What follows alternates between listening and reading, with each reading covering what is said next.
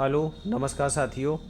देखिए आज आपका 28 नवंबर है और 28 नवंबर को हम लोग मेंस की क्लास के अंतर्गत एक क्वेश्चन को क्या करेंगे, सॉल्व करेंगे। देखिए पेपर तक हम लोग एक ही क्वेश्चन को अभी सॉल्व करेंगे, उसके बाद हम लोग क्वेश्चनों की संख्या को क्या करेंगे, बढ़ाएंगे। साथ में यूपी स्पेशल का भी क्वेश्चन क्या करेंगे, लॉन्च करेंगे। डेली दो दो क्वेश्चनों को हम लोग सॉल्व करेंगे। तो आज हम लोग देखेंगे जीएस पेपर से थर्ड का पेपर है, और जीएस पेपर थर्ड में हम लोग देखेंगे जो हमारा जो प्रश्न है, भारतीय शहर प्राकृतिक एवं मानव निर्मित आपदाओं का सामना कर रहे हैं। प्राकृतिक और मानव निर्मित आपदाओं का क्या कर रहे हैं, सामना कर रहे हैं। मौजूदा हालातों को देखते हुए प्रमुख रणनीतियों एवं सुधारों के बारे में क्या करिए, बताइए। देखिए जो भारतीय शहर है प्राकृतिक और मानव निर्मित आपदाओं का, तो इसमें क्वेश्चन पूछा गया है। तो देखिए छोटा सा आपको क्या करना है, इंट्रो लिख देना है, उसके बाद बॉडी, और बॉडी में आपके डायग्राम वगैरह, लास्ट में वे फॉरवर्ड को लिख करके आगे बढ़ जाना है। तो देख लेते हैं हम लोग। देखो इसमें क्या कर रहा है, देखो एक चीज़ और समझना, क्वेश्चन को पढ़ने के बाद उसकी डिमांड को पूरा करना बहुत आवश्यक है। जिसके बारे में जो क्वेश्चन पूछा जाए उसी को आपको फॉर्मेट में लिखना है, ये नहीं कि हम कुछ भी लिख दें भारतीय शहर के बारे में।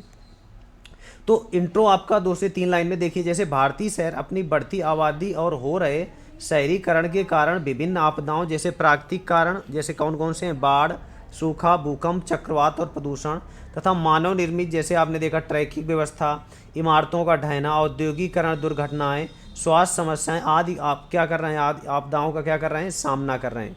ठीक है ना। देखो ये थोड़ा इंट्रो लिख दिया, जैसे क्वेश्चन की डिमांड थी पहले कि जो भारतीय शहर थे आपदाओं का सामना कर रहे हैं, तो कौन कौन सी सामना है हमने लिख दिया। प्राकृतिक कारण थे जैसे बाढ़, सूखा, भूकंप, चक्रवात, और यहाँ पर जो मानव निर्मित ट्रैफिक व्यवस्था, इमारतों का ढहना, औद्योगिक दुर्घटनाएं, स्वास्थ्य समस्याएं के सामने कर रहे हैं। अब इसमें क्या कर रहा है, देखो जो दूसरा सेगमेंट दे रहा है, प्रमुख हालातों को सुधारने के लिए जो चुनौतियाँ हैं और रणनीतियों के सुधारों के बारे में बताइए। तो देखो तो प्रमुख चुनौतियाँ क्या हैं, जैसे आपने ध्यान दिया होगा तीव्र शहरीकरण हो रहा है, अनियमित विस्तार है, इधर से उधर से आपने देखा जहाँ पे जिसको जो जैसे मिल रहा है वो वहाँ पर क्या कर रहा है, बना रहा है। भवन, मकानों एवं सुरक्षा की दृष्टि से नहीं बनाना, मतलब आपने देखा भवन जो मकान है बिल्कुल सुरक्षा की दृष्टि से मतलब नहीं बनाए जा रहे। जन भागीदारी का अभाव चल रहा है, कोई भी मतलब डायग्राम के तहत कोई काम है नहीं हो रहा है। शहरी नियोजन का अभाव है, जैसे आपने देखा कि गुजरात का जो मोरबी पुल है वो क्या हो गया था, ढह गया था। आपदा पूर्व चेतावनी का अभाव, जैसे आपने देखा केदारनाथ बाढ़ है। उसके अलावा अनेक चुनौतियां हैं, जैसे कई सारी अनेक चुनौतियां, परंतु हमें किसमें ध्यान देना है, ज़्यादातर उपाय में, क्योंकि सॉल्यूशन के बारे में देखिए थोड़ा सा आपको चुनौतियां लिख दी हैं, उसके बाद उपाय लिखना है। उपाय में क्या आया आपका, आपदा राहत संगठनों के बीच बेहतर समन्वय। आपदा राहत संगठनों के बीच बेहतर क्या आया आपका, समन्वय, जैसे एनडीआरएफ हो गया, एसडीआरएफ हो गया, स्थानीय नगर निकाय हो गया, आपातकालीन सेवाओं के बीच क्या आया आपका, समन्वय होना चाहिए। फिर आपने देखा होगा निजी क्षेत्र के संगठनों, जैसे आपने ध्यान दिया होगा एनजीओ, सेल्फ हेल्प ग्रुप, है ना, इन सबों के मदद से जागरूक किया जा सकता है, आपदा के बारे में बताया जा सकता है। राष्ट्रीय आपदा अनुसंधान प्रशिक्षण के दिशा निर्देशों का उपयोग करके है ना, ये भी लिखा जा सकता है। चौथे नंबर में हमारा ये लिखा जा सकता है, शहरी स्तर के मानकों को लागू किया जाए ताकि भीड़ भाड़ और परिवहन बाधाओं को अपर्याप्त सुविधाएं तथा जो स्वास्थ्य सुविधाएं हैं उनको लागू किया जा सके, ये भी लिखा जा सकता है। और देखिए सस्टेनेबल डेवलपमेंट गोल, सतत विकास लक्ष्य एसडीजी को क्या किया जाए, अपनाया जाए, है ना।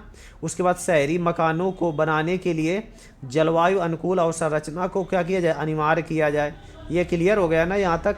तो देखिए इतना सब आपको डायग्राम, छोटे छोटे पॉइंट है, बिल्कुल आप न्यूज़पेपर से पढ़ करके आराम से करते रहेंगे, या आप कोई भी कर सकते हैं। उसके बाद कह सकते हैं, इस प्रकार हम कह सकते हैं कि जो शहरी आपदाएं उनको कम और नियंत्रित करने के लिए सार्वजनिक भागीदारी के साथ साथ आपदा प्रबंधन अधिनियम 2005, राष्ट्रीय भवन संहिता, ठीक है ना, उसके बाद शहरी नियोजन के दिशा निर्देशों को अपनाना चाहिए।